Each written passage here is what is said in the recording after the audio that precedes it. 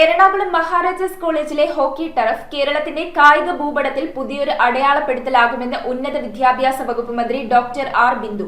അന്താരാഷ്ട്ര നിലവാരത്തിൽ കോളേജിൽ നിർമ്മിച്ച ഹോക്കി ടർഫിന്റെ ഉദ്ഘാടനം നിർവഹിച്ച് സംസാരിക്കുകയായിരുന്നു മന്ത്രി.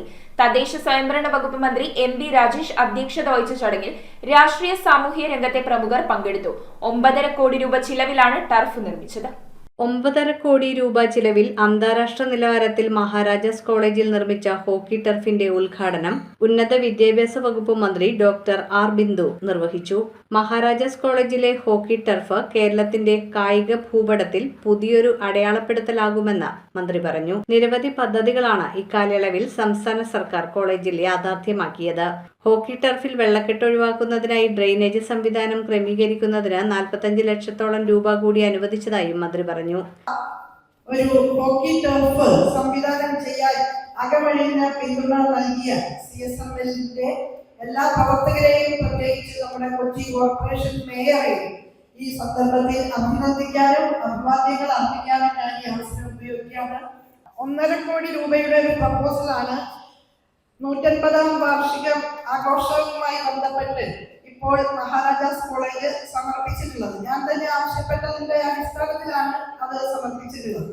പക്ഷെ ആ പ്രപ്പോസൽ പ്രധാനമായിട്ടും നാഷണൽ ഇന്റർനാഷണൽ സെമിനാറുകളും ഫെസ്റ്റിവൽസും ഒക്കെ സംഘടിപ്പിക്കുന്ന കാര്യമാണ് എന്നാണ് ഞാൻ അത് ഒന്ന് ഓടിച്ചു നോക്കിയപ്പോൾ കാണാൻ കഴിഞ്ഞത്. ഇപ്പോഴാണ് അത് ലഭിച്ചത്.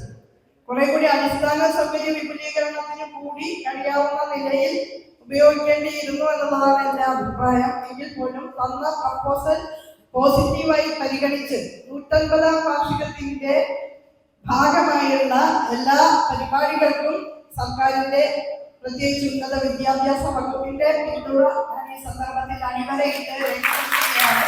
തദ്ദേശ സ്വയംഭരണ വകുപ്പ് മന്ത്രി എം.ബി. രാജേഷ് ചടങ്ങിൽ അധ്യക്ഷത വഹിച്ചു. കേരളത്തിലാകെ വികസന രംഗത്ത് എല്ലാ മേഖലയിലും ഉണ്ടായിക്കൊണ്ടിരിക്കുന്ന മാറ്റങ്ങളുടെ മറ്റൊരു ഉദാഹരണമാണ് ഇന്ന് നമ്മൾ കണ്ടത്.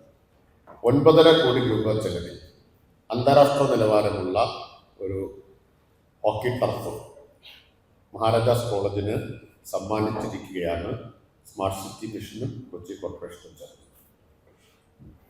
വികസനം എന്ന് പറയുമ്പോൾ നമ്മൾ സാധാരണ കാണുന്നത് പോലുള്ള കാര്യങ്ങൾ മാത്രമല്ല, എല്ലാ മേഖലയിലും ഉണ്ടാവും. അതിൽ സ്പോർട്സ് വളരെ പ്രധാനമാണ്. കോളേജിലെ GNR ഹാളിൽ നടന്ന ഉദ്ഘാടന സമ്മേളനത്തിൽ MLA TJ Vinod, mayor advocate M Anilkumar എന്നിവർ മുഖ്യാതിഥികളായിരുന്നു.